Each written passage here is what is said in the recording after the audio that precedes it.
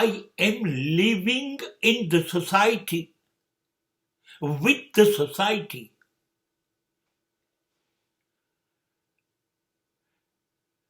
And I can improve the definition that for the society.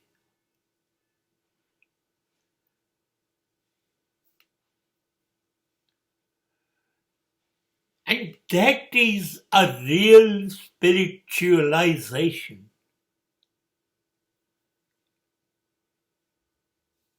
હું જિંદગી સાથે જીવું,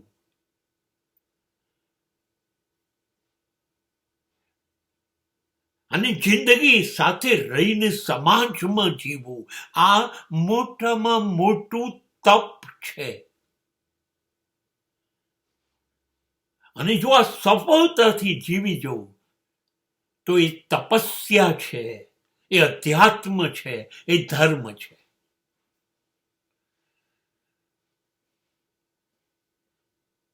સમાજ એક જ વસ્તુ સમજે છે કે મહાન એ લોકો છે જે સમાજ છોડીને જતા રહ્યા ગુફામાં, જંગલમાં કે પહાડ પર. મહાન છે, એના પગે પડી જાય છે, એના ચરણમાં લાખો રૂપિયા છોડી દે છે.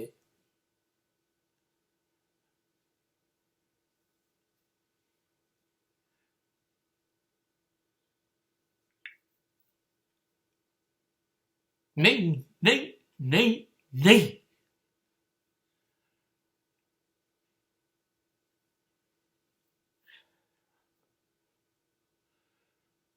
ભૂલ કરી રહ્યા છો. આ લોકો તો એટલા સ્વાર્થી છે જે તમારા કરતા પણ નીચલી કક્ષાના સ્વાર્થી છે. ભાગી ગયા. માં, બાપ, ભાઈ, બહેન, પત્ની, દીકરો, દીકરી, દોસ્ત, આ બધાની જવાબદારીઓમાંથી ભાગી ગયા. એને પગે ના લાગો. આ સાધુ અને સંતોએ તો તમને પગે લાગવું જોઈએ. તમારે સાધુ સંતોને પગે ન લાગવું જોઈએ. કદાચ એ લોકો સાવ નવરા બેઠા હતા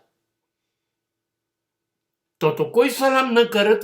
એટલે ગીતા, રામાયણ, ભાગવત, વેદ, ઉપનિષદ વાંચી કાઢ્યા, ગોખી કાઢ્યા અને હવે બોલે છે. પાંજરાના પોપટના સીતારામ જેવા છે. નહીં, એના કરતા તમે મહાન છો. મા બાપ સાથે રહો છો, મા બાપ બોલ્યા નહીં એ ઓળખી જાઓ છો.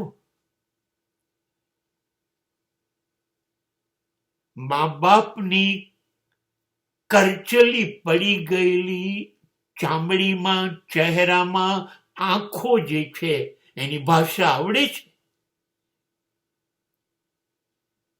એ આંખોને હસતી કરો છો.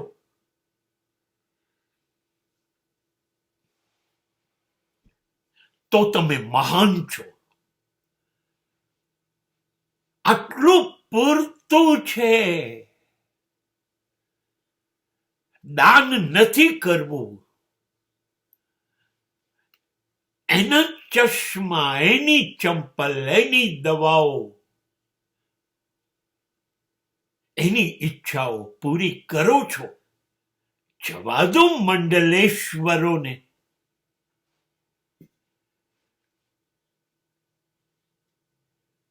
અને આ કરતા હોય તો મગજમાં નોંધી લેજો, તમે કોઈ ઉપકાર એટલા માટે નથી કરતા કે આ કરવાની તક એ લોકોએ ના આપી હોત તો.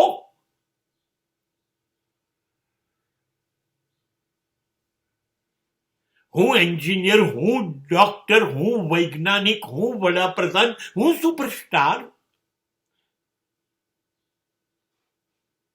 એ બોલવા એટલે દીધું કે એ લોકોએ તમને જન્મ આપીને આ ધરતી પર આવવા દીધા. એ પત્ની જોડે રોજ લડો, રોજ ઝઘડો, પણ સાંજ પડે અંધારું થાય પહેલા એના ચહેરા ઉપર ફરી હાસ્ય લાવો છો.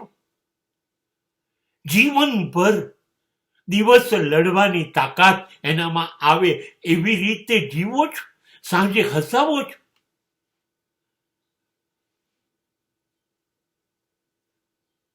જાઓ ત્યારે તમારી જોડે વાત ન કરે અને છતાંય તમારું ટિફિન તમારા હાથમાં મૂકે. એવું જીવન જીવો છો.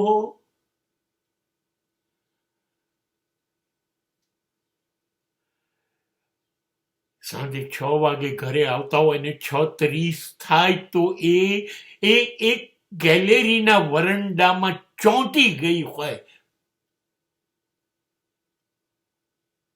શું થયું હશે? કેમ મોડું થયું? એમને તો કંઈ થયું નહીં હોય ને.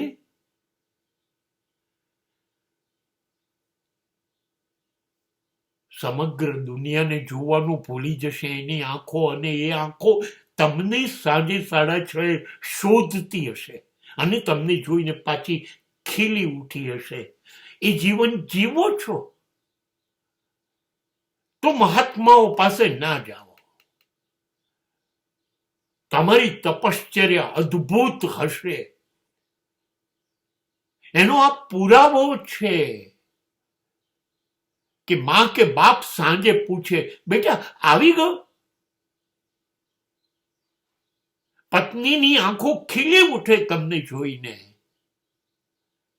શબ્દની જરૂર નથી. અને સંતાનો ખોળામાં બેસી જાય કે પીઠ ઉપર લટકી જાય, પપ્પા હજી નથી આવ્યા. આ કોઈ સંત સાધુ મહાત્માઓની ઓકાત નથી આ કરી શકે. આ તપશ્ચર્યા છે, આ ધર્મ છે, આ અધ્યાત્મ છે. આ જીવી બતાવો. You are the best. તમારી દીકરીના સ્વપ્ન પૂરા કરો.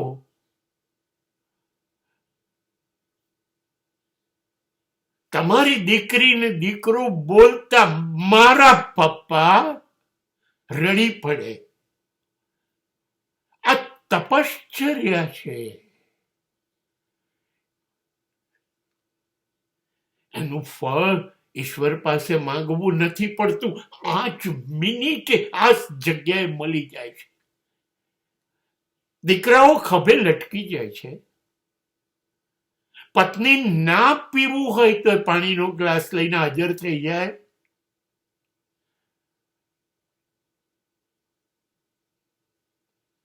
અને તમે ઘરમાં આવો ને, મા બાપની આંખમાંથી જળ વહેવા માંડે. આ જન્મમાં જ cash. All these people are live ATM for you. નોટોની તાકાત નથી, એવું બધું જ તમારી સામે ખડકી દે. આ સાધુઓની તાકાત છે આ કમાવાની. મા બાપના ને પત્ની, મા બાપના આંસુ લૂછવાની તાકાત નથી, એટલે તો ભાગી ગયા.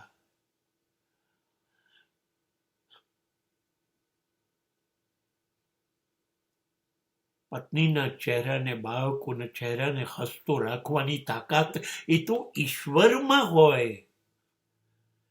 એ છે તમારામાં. હું કોઈ સંત, ધર્મ, પુસ્તક, યાત્રા એનો વિરોધ નથી કરતો.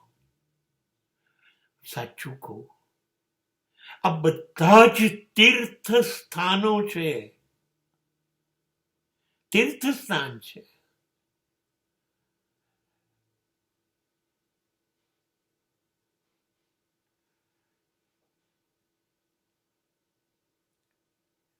દીકરાને કે દીકરીને સાયકલ શીખવાડતી વખતે પાછો દોડતો બાપ, એ બનવાનું ચૂકી ગયા એ લોકો.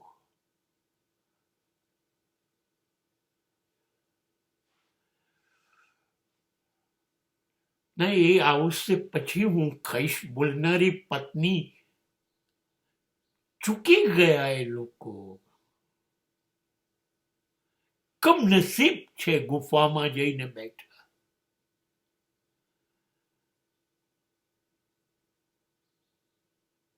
ના ધોબીના કૂતરા જેવું, ના ઘરના ના ઘાટના, ના સંસારના રહ્યા કે ના અધ્યાત્મના રહ્યા. તમે તો જીતી ગયા. તમે તો સંસાર જીવ્યા ને, બસ.